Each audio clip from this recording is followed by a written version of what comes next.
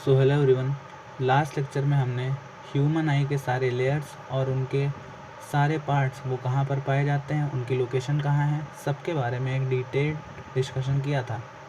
आज के इस ह्यूमन आई के लेक्चर नंबर 2 में हम उन सभी पार्ट्स की फंक्शनिंग के बारे में डिटेल्ड डिस्कशन करेंगे। तो चलिए स्टार्ट करते हैं हर ह्यूमन आई के पार्ट का फंक्शन। और ध्यान से समझिएगा, पहले आप कंसंट्रेशन के साथ पूरे लेक्चर को समझिएगा। लिखने के लिए मैंने आपको नोट्स प्रोवाइड कर दिए हैं जो कि इसी लेक्चर में अपलोड हैं। ओके, तो पहले आप पूरा ध्यान अपना पढ़ाई पर लगाइए, अच्छे से हर फंक्शनिंग को समझिए। उसके बाद उन पार्ट्स को मैंने टाइप कर दिया है जिससे कि आप उन्हें अपने नोट्स में उतार सकें। ठीक, तो चलिए स्टार्ट करते हैं। सबसे पहला पार्ट और सबसे एक्सटीरियर पार्ट जो पढ़ना है वो है कॉर्निया। अब आपने ये तो जान लिया था कि कॉर्निया होता कहाँ है। अब हमें आज जानना है इस लेक्चर में कि कॉर्निया का फंक्शन क्या होता है ना। तो पहले देखिए, ये वाला जो पार्ट होता है, ये वाला जो पार्ट होता है, यही तो कॉर्निया होता है ना।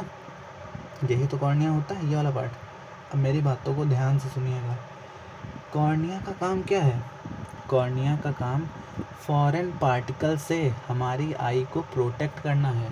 मतलब बाहर की जो डस्ट है, स्मोक है, जो भी गंदगी है ना, बाहर के छोटे मोटे इंसेक्ट्स हैं, वो हमारी आई को हार्म ना कर पाएँ। इस वजह से सबसे एक्सटीरियर लेयर होती है कॉर्निया, जो कि आई के अंदर के मेम्ब्रेन को प्रोटेक्ट करके रखती है। तो हम इसे बोल सकते हैं cornea protect eyes from foreign agents, है ना। Cornea protect I from foreign agents. जितने भी बाहर के डस्ट पार्टिकल्स हैं, गंदी चीज़ें हैं, उनसे कॉर्निया हमारी आई को प्रोटेक्ट करती है।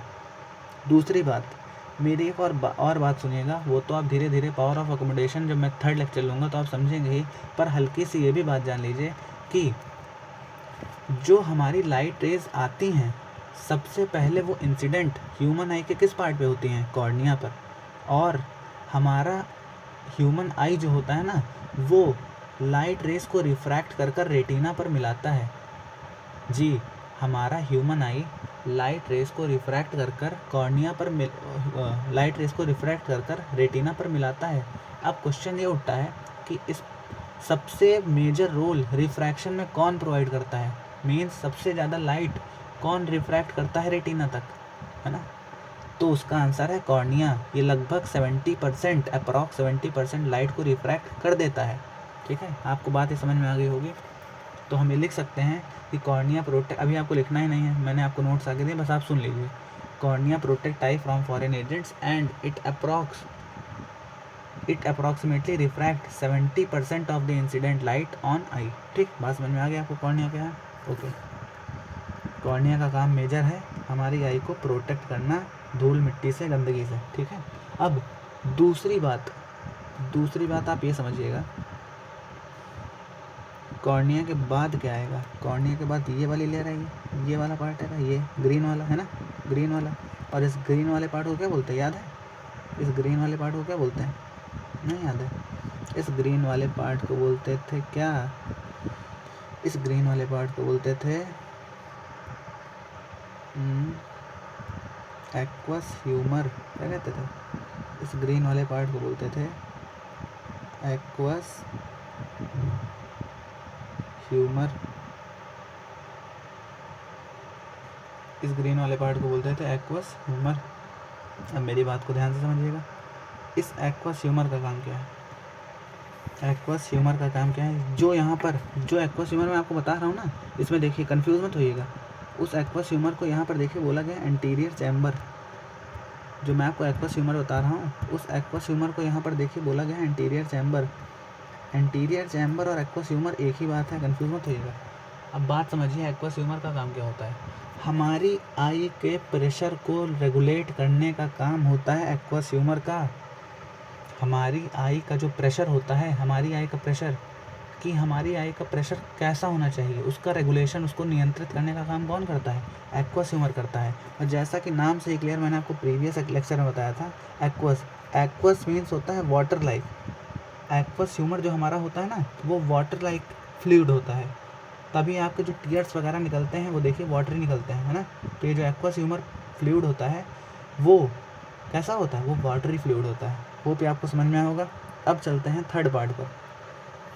थर्ड पार्ट हमारा क्या है? आइरिस। अब दिमाग लगाइएगा और आइरिस को सुनिएगा। आइरिस क्या है? आइरिस समझना है आपको। ये जो पार्ट आपको दिख रहा है, ये वाला पार्ट आइरिस, ये वाला पार्ट। थोड़ा मैं डार्क कलर लेता हूँ, एक मिनट।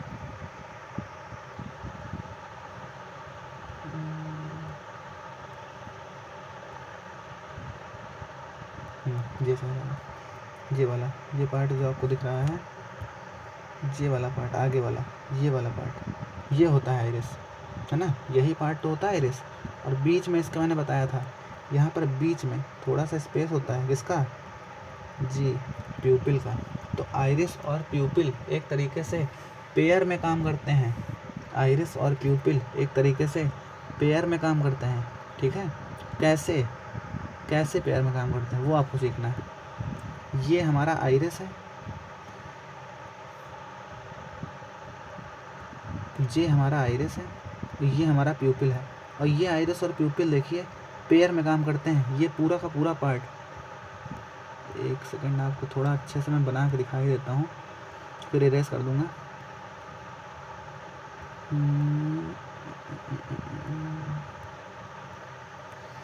ये आगे वाला पूरा पार्ट, ये वाला पार्ट है ना, ये वाला पूरा पार्ट, ये ही पेयर होता है आइरिस और प्यूपिल का। आइरिस और प्यूपिल दोनों एक पेयर में काम करते हैं।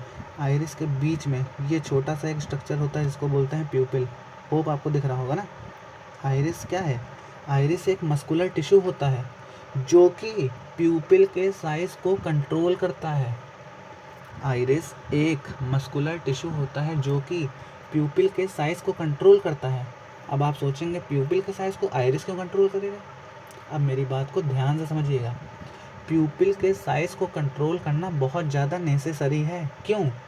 क्योंकि हमारे आँख में कितनी लाइट जानी चाहिए उसका निर्धारण कौन करता है? प्यूपिल करता है।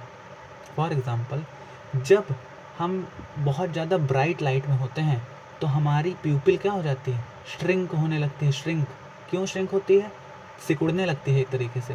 क्यों? क्योंकि एक लिमिट में, एक मिनिमम रेंज की लाइट ही हमारे आँखों के अंदर जा पाए, जिससे कि हमारी आइज़ को कोई भी हार्म ना हो, हमारी आई को कोई भी नुकसान ना पहुँचे। इस वजह से आइरिस प्यूपिल को कंट्रोल करने का काम करता है। अगर प्यूपिल रेगुलेट नहीं होगा, अगर प्यूपिल रेगुलेट नहीं होगा तो एक लिमिट से ज़्यादा लाइट हमारी आई में इंटर कर जाएगी, जिसकी वजह से हमारी आई ख़राब हो सकती हैं, उन्हें नुकसान पहुंच सकता है। तो मैं दोबारा से रिपीट कर रहा हूँ, आइरिस और प्यूपिल ये दोनों एक पेयर में काम करते हैं। आइरिस का काम क्या होता है? आइरिस एक मस्कुलर टिश्यू होता है जो कि प्यूपिल के साइज़ को कंट्रोल करता है। पहली बात, आइरिस एक मस्कुलर टिश्यू होता है जो कि प्यूपिल के साइज़ को कंट्रोल करता है। अब आपके मन में दूसरा क्वेश्चन ये उठेगा कि प्यूपिल के साइज़ को आइरिस क्यों कंट्रोल करेगा? तो इसका आंसर आप सुनिए। प्यूपिल को कंट्रोल करने का रीज़न ये है ताकि एक लिमिट, एक रेंज, है ना, एक लिमिट में हमारी आँखों में लाइट जा पाए, बहुत ज़्यादा ना जा पाए, ना ही बहुत कम जा पाए, जिसकी वजह से प्यूपिल एक्सपैंड और कॉन्ट्रैक्ट होता है। और उसको एक्सपैंड और कॉन्ट्रैक्ट करने का काम कौन करता है? आइरिस। आइरिस प्यूपिल को, बहुत अच्छे समझिएगा, ये इंपॉर्टेंट है, आइरिस प्यूपिल के साइज़ को कंट्रोल करने का काम करता है और प्यूपिल लाइट के अमाउंट को रेगुलेट करने का काम करता है। कितनी लाइट जानी चाहिए, कितनी लाइट नहीं जानी चाहिए, इसका ध्यान कौन रखता है? प्यूपिल रखता है। बात आपको समझ में आ गई? तो मैं एक बार इंग्लिश में सेंटेंस बोल देता हूँ। प्यूपिल regulates amount of light entering inside the eye and iris is a muscular tissue which control the size of pupil. Hope आपको समझ में आ गया होगा। ज़्यादा ब्राइट लाइट में अगर हम होंगे तो हमारी जो प्यूपिल होती है ना, वो श्रिंक करने लगती है कि एक छोटी ही रेंज में, एक लिमिटेड रेंज में लाइट आई के अंदर जा पाए, ठीक।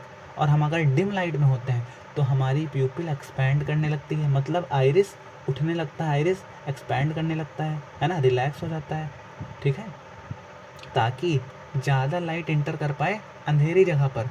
ताकि प्यूपिल थोड़ा सा वाइड हो जाए और एक अच्छी लिमिट में लाइट हमारी आई में इंटर कर पाए और हमारी आंखों को कोई नुकसान ना पहुंचे। बात समझ गए आप? ठीक, ये बहुत ही इंपॉर्टेंट है, इसलिए मैंने इसे कम से कम 3 मिनट लेकर समझा दिया, 3-4 मिनट। लास्ट बार और बोल दे रहा हूँ, आइरिस एक मस्कुलर टिश्यू होता है जो कि प्यूपिल के साइज़ को कंट्रोल करता है, जबकि प्यूपिल अमाउंट ऑफ लाइट को रेगुलेट करता है हमारी आई में पहुंचने के लिए। ठीक, चलिए आगे बढ़ते हैं। अब अगला पार्ट है क्रिस्टलाइन लेंस। अगला पार्ट है क्रिस्टलाइन लेंस। अब देखिए ये कहाँ पर है, क्रिस्टलाइन लेंस कहाँ पर है? ये वाला जो पार्ट दिख रहा है, ये वाला पार्ट, ये देखिए। फिर से यहाँ पर हमको चमत्कार करना पड़ेगा, डार्क कलर को ये दिख रहा है, हरा वाला लगता है, ये वाला पार्ट, ये क्या है? ये है क्रिस्टलाइन लेंस, ये है क्रिस्टलाइन लेंस। अब इसका काम क्या होता है? अच्छा, कॉर्निया ने तो 70% लाइट का रिफ्रैक्शन कर दिया था, अप्रॉक्स 70% लाइट का रिफ्रैक्शन तो कॉर्निया ने कर दिया था। बची कुची लाइट को रेटिना तक पहुंचाने का काम कौन करता है? बची कुची लाइट को रेटिना तक पहुंचाने का काम, मतलब उसे रिफ्रैक्ट करके रेटिना तक पहुंचाने का काम कौन करता है? वो करता है क्रिस्टलाइन लेंस। अब आपके मन में आएगा, रेटिना पर क्यों करेगा? रिफ्रैक्ट हमारा क्रिस्टलाइन कॉन्वेक्स लेंस रेटिना पर लाइट को क्यों करेगा? तो इसका आंसर क्या है? क्योंकि जो भी ऑब्जेक्ट की इमेज बनती है वो रेटिना पर बनती है। रेटिना एक पर्दा होता है ना। मान लीजिए ये हमारा रेटिना है, ये हमारा रेटिना है मान लीजिए।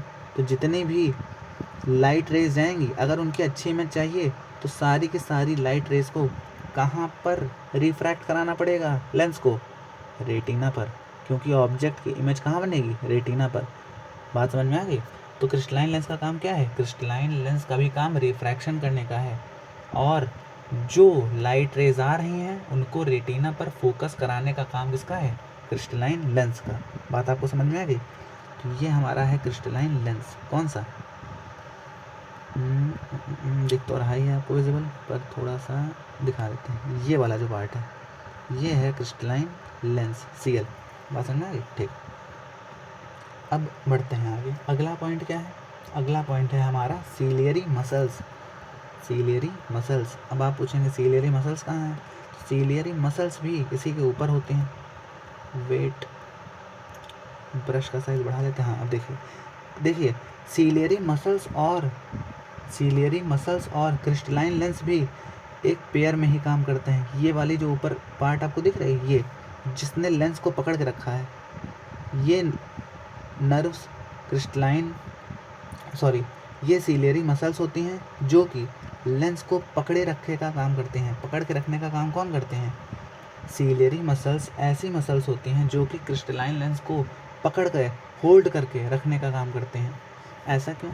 मेरी बात को फिर से सुनिएगा। अच्छा, मैं आपको 2 सिचुएशन दे रहा हूँ ना। हमें पास रखी हुई ऑब्जेक्ट, ये टॉपिक जो मैं बता रहा हूँ इसे आप बस सुन लीजिए, हल्का फुल्का समझ में आता तब भी ठीक, वरना हम पावर ऑफ एकोमोडेशन में सीलियरी मसल्स और क्रिस्टलाइन लेंस की वर्किंग को समझेंगे ही। पर ये टॉपिक आ गया है बीच में तो मैं थोड़ा सा बताता हूँ आपको। मैं ये कह रहा हूँ कि हमें बहुत पास रखी हुई चीज़ भी दिख जाती है ना, 25 सेंटीमीटर तक की, और बहुत दूर रखी हुई चीज़ दिख जाती है। फॉर एग्ज़ाम्पल, अगर मेरे सामने मेरा भाई खड़ा है, मेरी बहन खड़ी है, तो मैं उसे भी देख पाऊँगा, है ना। और जो आसमान में तारे होते हैं, जो एरोप्लेन ऊपर उड़ता है, हम उसको भी देख पाएंगे, है ना। ऐसा क्यों होता है कि हम उनको सब देख पा रहे हैं? हम फार ऑब्जेक्ट्स को भी देख पा रहे हैं और नियर बाई ऑब्जेक्ट्स को भी देख पाते हैं। इसका आंसर है कौन? Ciliary muscles. सीलियरी मसल्स की वजह से हम इन चीज़ों को अच्छे से देख पाते हैं, क्योंकि ciliary muscles focal length adjust करती हैं किसका? लेंस का। सीलियरी मसल्स फोकल लेंथ को एडजस्ट करती हैं। जो सीलियरी मसल्स होती हैं वो फोकल लेंथ को एडजस्ट करती हैं लेंस की।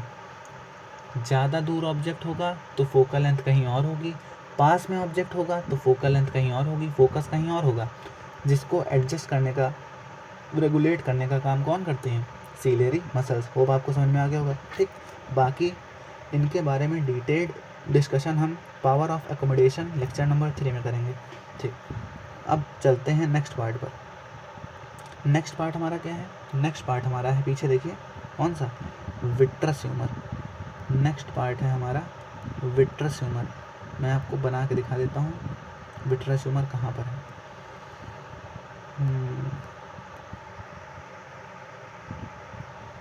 ओके, ठीक, ये कलर चाहिए।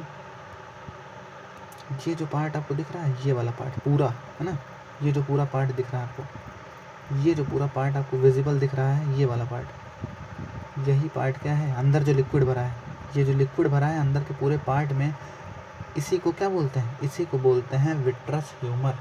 होप आपको समझ में आ गया होगा। इसी पार्ट को क्या बोलते हैं? इसी पार्ट को बोलते हैं विट्रस ह्यूमर। ये वाला पूरा पार्ट, इस पार्ट को हम बोलते हैं विट्रस ह्यूमर। बात समझ में आ गई? तो विट्रस ह्यूमर क्या है? लेंस के पीछे और रेटिना के आगे का जितना भी सरफेस है, जितना भी पार्ट है ना, इस पूरे पार्ट को क्या बोलते हैं? Vitreous humour. अब मेरी बात को ध्यान से सुनिएगा। जैसे एक्वस ह्यूमर जेली लाइक होता था, वाटरी लिक्विड होता था, वाटरी फ्लूइड होता था, उसका अपोजिट होता है vitreous humour. Vitreous humour watery like fluid नहीं होता, vitreous humour jelly like fluid होता है। एक्वस ह्यूमर के कंपैरिजन में जो विट्रस ह्यूमर होता है, उसकी डेंसिटी, उसकी विस्कोसिटी ज़्यादा होती है, वो ज़्यादा गाढ़ा होता है। एक्वस ह्यूमर की डेंसिटी कम होती है, विट्रस ह्यूमर की डेंसिटी ज़्यादा होती है। एक्वस ह्यूमर गाढ़ा कम होता है, विट्रस ह्यूमर बहुत गाढ़ा होता है। या हम ऐसे बोल सकते हैं एक्वस ह्यूमर की बहुत बहुत गाढ़ापन उसका बहुत ही मिनिमम होता है, ऐसा भी आप कह सकते हैं ना। तो बात आपको समझ में आ गई होगी। विट्रस ह्यूमर को आपको समझना है कि वो एक जेली लाइक कंसिस्टेंसी का लिक्विड होता है, ठीक है। पूरा का पूरा विट्रस ह्यूमर जेली लाइक होता है और हमारा एक्वस ह्यूमर वाटरी लाइक होता है। बात आपको समझ में आ गई होगी मैं क्या बताना चाह रहा हूँ। ठीक, अब हमें इसका फंक्शन समझना है कि आखिर विट्रस ह्यूमर का काम क्या होता है। मेरी बात आप ध्यान समझिएगा। मैं आपको पहले एक एग्जांपल दे रहा हूँ, ठीक, उसके बाद मैं आपको इसकी फंक्शनिंग समझाता हूँ। मैं नेक्स्ट पेज पे आपको ले चल रहा हूँ। अब यहाँ पर ध्यान से समझिएगा, एक केस आप समझिएगा ध्यान से, ठीक है। ठीक, फॉर एग्ज़ाम्पल ये मेरे पास कोई एक कंटेनर है ना, ये मेरे पास कोई एक कंटेनर है जिसके अंदर लिक्विड भरा है। ये जिसके अंदर लिक्विड भरा है, ये मेरा कंटेनर है और इसके अंदर लिक्विड भरा हुआ है। मेरी बातों को ध्यान से सुनिएगा, तब आपको समझ में आएगा विट्रस ह्यूमर का काम क्या है। ठीक, कुछ भी आप समझ सकते हैं इस कंटेनर को, आप झिल्ली समझ लीजिए, बैग समझ लीजिए, कोई भगोना वगोना समझ लीजिए। ठीक, मेरी बात को बस ध्यान से सुनिएगा, मैं क्या बताना चाहता हूँ। इसके बाद आपको फंक्शनिंग समझ में आ जाएगी। अच्छा ये बताइए, जिस भी चीज़ में कोई लिक्विड होता है, किसी चीज़ के अंदर, किसी कंटेनर के अंदर अगर लिक्विड प्रेजेंट होता है, तो वो लिक्विड क्या सारी डायरेक्शन में फोर्स लगाता है? बताइए, क्या वो लिक्विड सारी डायरेक्शन में फोर्स लगाता है? क्यों? क्योंकि लिक्विड ठहरता ही नहीं है, लिक्विड रेस्ट पोजीशन में आता ही नहीं है। लिक्विड जैसे जैसे कहीं भी मूवमेंट होगा, लिक्विड का मूवमेंट चलता रहेगा, लिक्विड शांत नहीं बैठता है ना। तो लिक्विड क्या इस कंटेनर में हर तरफ फोर्स लगा रहा होगा? बताइए, सही है ना। एक एग्जांपल जैसे आप ले लीजिए वाटर बैलून का। ठीक, जब होली में वाटर बैलून्स फुलाए जाते हैं, उनके अंदर पानी होता है, तो वो क्या पानी पूरे के पूरे वाटर बैलून के शेप को मेंटेन किए होता है? मैं ये पूछ रहा हूँ, मेरी बात को ध्यान से सुनिएगा। इसके बाद आपको विट्रस ह्यूमर का काम भी समझ में आ जाएगा।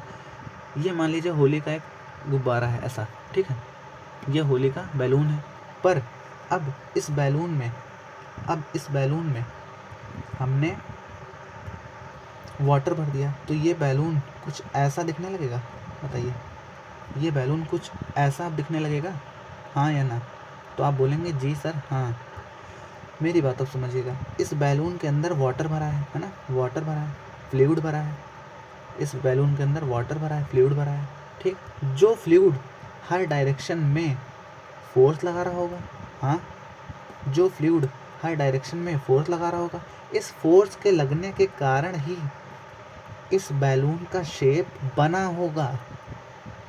इस फोर्स के लगने के कारण ही इस बैलून का शेप बना होगा, और जैसे ही हम इसका लिक्विड निकाल देंगे बाहर, ये बैलून वापस से इसी पोजीशन में आ जाएगा। बात समझ में आ गई? ये बैलून वापस से इसी पोजीशन में आ जाएगा। तो मैं बस इतना बताना चाह रहा हूँ कि अगर किसी कंटेनर के अंदर कोई लिक्विड होता है तो वो उसके शेप को मेंटेन करने का काम करता है। अब आपको आंसर मिल जाएगा। मैंने क्या बोला अब आप समझ जाएंगे। ये देखिए, यहाँ पर विट्रस ह्यूमर था, यहाँ पर अंदर विट्रस ह्यूमर था। ये देखिए विट्रस ह्यूमर कहाँ है, ये विट्रस बॉडी जहाँ पे लिखा है। विट्रस बॉडी का मतलब क्या है, विट्रस ह्यूमर। ये यहाँ पर विट्रस ह्यूमर था। अब अगर विट्रस ह्यूमर है और वो भी जेली लाइक बहुत ज़्यादा डेंसिटी है, तो क्या वो हर डायरेक्शन में, क्या ये विट्रस ह्यूमर हर डायरेक्शन में फोर्स लगा रहा होगा? बोलिए, क्या ये विट्रस ह्यूमर हर डायरेक्शन में फोर्स लगा रहा होगा? आप बोलेंगे हाँ, ये हर डायरेक्शन में फोर्स लगा रहा होगा। लेफ़्ट राइट अप डाउन, है ना, ये हर डायरेक्शन में फोर्स लगा रहा होगा कुछ इस प्रकार। और इसी फोर्स के लगने के कारण आई बॉल का स्फेरिकल शेप मेंटेन रहता है। अब आपको आंसर मिल गया ना। वाटर की वजह से जैसे बैलून का शेप मेंटेन होता था, वैसे ही विट्रस ह्यूमर के कारण हमारी आई बॉल का स्फेरिकल शेप मेंटेन रहता है। यही काम है विट्रस ह्यूमर का। होप आपको समझ में आ गया होगा।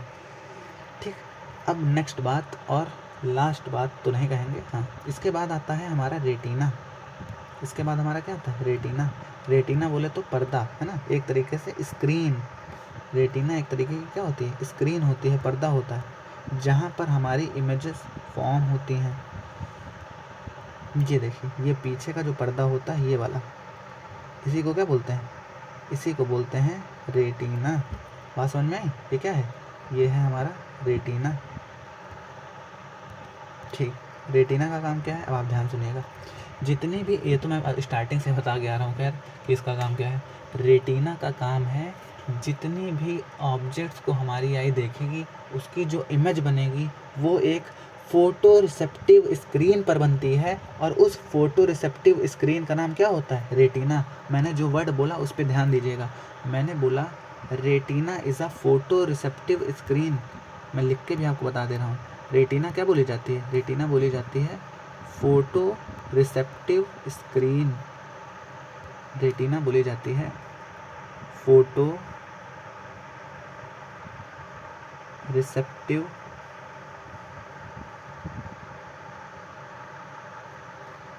स्क्रीन। ठीक है, रेटिना को बोलते हैं फ़ोटो रिसेप्टिव स्क्रीन, वो स्क्रीन जहाँ पर ऑब्जेक्ट की इमेज फॉर्म होती है। बात आपको समझ में आ गई होगी, है ना, यही रेटिना का काम होता है। अब ये तो स्टार्टिंग से आप बोल रहे होंगे सर ये तो आप स्टार्टिंग से बताते आ रहे हैं, कुछ अलग बताइए इसमें, है ना, कि रेटिना में क्या कोई अलग चीज़ें होती हैं? तो जी हाँ, रेटिना में कुछ अलग चीज़ें भी होती हैं, और उनको ध्यान से सुनिएगा। रेटिना में क्या होता है, रेटिना में कुछ स्पेशल टाइप की सेल्स पाई जाती हैं। ठीक है, रेटिना पर कुछ स्पेशल टाइप की सेल्स पाई जाती हैं, जिनको बोलते हैं फोटो रिसेप्टर सेल्स। जिनको क्या बोलते हैं, जिनको बोलते हैं फोटो रिसेप्टर सेल्स। रेटिना पर कुछ अच्छी स्पेशल, बहुत सारी सेल्स पाई जाती हैं वैसे तो रेटिना पर कुछ स्पेशल सेल्स होती हैं जिनको बोलते हैं फोटो रिसेप्टर। स्पेलिंग पर ध्यान दीजिएगा, फोटो रिसेप्टर सेल्स। ठीक, ये फोटो रिसेप्टर सेल्स दो तरीके की होती हैं। कौन कौन सी? एक सेल होती है जिसको बोलते हैं रॉड, एक सेल होती है जिसको बोलते हैं रॉड्स, है ना, और दूसरी सेल्स होती हैं जिनको बोलते हैं कोन्स। एक सेल होती है जिनको बोलते हैं रॉड्स, और दूसरी सेल होती है जिनको बोलते हैं कोन्स। मेरी बात को ध्यान से सुनिएगा, रॉड्स और कोन्स के बारे में। जो हमारी कोन्स होती हैं ना, जो हमारी कोन सेल्स होती हैं, वो कलर सेंसिटिव सेल्स होती हैं। जो हमारी कोन सेल्स होती हैं वो कलर सेंसिटिव सेल्स होती हैं। मतलब जितना भी हम बाहर का कलर देख पा रहे हैं, लाल, पीला, बैंगनी, हरा, है ना, ये आपको जो मैंने इतना पेंटिंग करके आई में दिखाई है, ये जो कलर आप देख पा रहे हैं, ये कलर हम क्यों देख पाते हैं? Due to the presence of cone cells. ये सारे कलर देखने में हम कैपेबल क्यों हैं? क्योंकि हमारी हेल्दी आई में कोन सेल्स बहुत प्रेजेंट होती हैं, इस वजह से। तो होप आपको समझ में आ गया होगा। कोन सेल्स वो सेल्स होती हैं जो कि अलग अलग कलर को देखने में हेल्प करती हैं। ठीक, दूसरी सेल्स आती हैं रॉड्स, दूसरी सेल्स आती हैं रॉड्स। कोन्स बता दिए आपको, कोन्स क्या होती हैं? दूसरी सेल्स आती हैं रॉड्स। अब रॉड्स के बारे में ध्यान सुनिएगा। रॉड्स इंटेंसिटी टाइप सेल्स होती हैं, मतलब एक तरीके से हमारे आइस की इंटेंसिटी कितनी है वो बताती है हमें हमारी रॉड सेल्स। इंटेंसिटी का मतलब फॉर एग्जांपल हम अच्छी लाइट में भी पढ़ लेते हैं, है ना, हम डिम लाइट में भी पढ़ लेंगे, हम कैंडल के सामने भी पढ़ लेंगे, हम मून लाइट में भी कुछ अक्षर देख पाएंगे। तो ये जितनी भी चीज़ें हम देख पा रहे हैं अपनी आई की वजह से, वो सारी चीज़ें डिपेंड करती हैं कौन रॉड सेल की इंटेंसिटी पर। ब्राइटनेस कम होगी तब भी हमारी आई अच्छे से किसी भी चीज़ को देख पाएगी, और ब्राइटनेस ज़्यादा होगी तो बल्ले ही बल्ले अच्छे देख ही पाएंगे, है ना। तो रॉड सेल्स हमारी इंटेंसिटी डिटरमाइन करती हैं इसकी। और मैं आपको कुछ स्पेशल बात बता रहा हूँ रॉड सेल से। ह्यूमंस के अंदर रॉड सेल्स होती हैं, ठीक, पर ये जो बर्ड्स वगैरह होते हैं इनके अंदर रॉड सेल्स बहुत ही कम होती हैं। तभी आप कभी देखे होंगे रात में ज़्यादातर बर्ड्स आपको उड़ती नज़र ही नहीं आएंगी। क्यों? क्योंकि उनको डिम लाइट में दिखाई नहीं पड़ता है।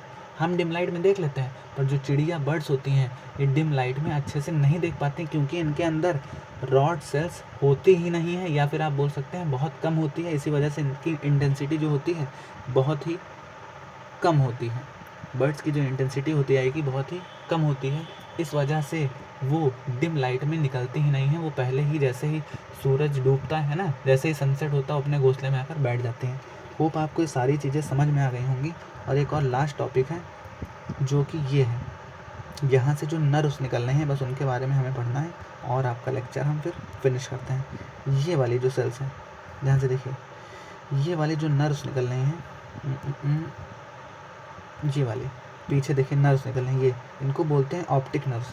ऑप्टिक नर्व्स डायरेक्टली कनेक्ट होती हैं ब्रेन से। भाई हमने किसी ऑब्जेक्ट को देखा, उसकी इमेज कहाँ बन गई? रेटिना पे बन गई। अरे रेटिना पे इमेज तो बन गई, पर ये कैसे पता चलेगा वो है क्या? इमेज बन गई रेटिना पे, यहाँ काम थोड़ी ख़त्म है।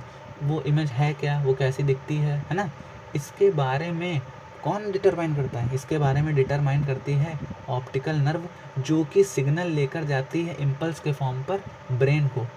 जैसे ही वो सिग्नल ब्रेन तक पहुंचता है, ब्रेन रिस्पॉन्स देता है, हाँ ये जो तुमने सामने चीज़ देखी ये कुछ और नहीं, ये एक पेंटिंग है, ये एक बॉटल है, ये एक चिड़िया है, ये एक खरगोश है। बात समझ में आ रही है? तो रेटिना से कुछ स्पेशल टाइप की सेल्स निकलती हैं। सॉरी रेटिना मैंने बता दिया ना। हमारे रेटिना के पीछे कुछ अच्छी नर्व्स होती हैं जिनको बोलते हैं ऑप्टिक नर्व्स या फिर ऑप्टिकल नर्व्स।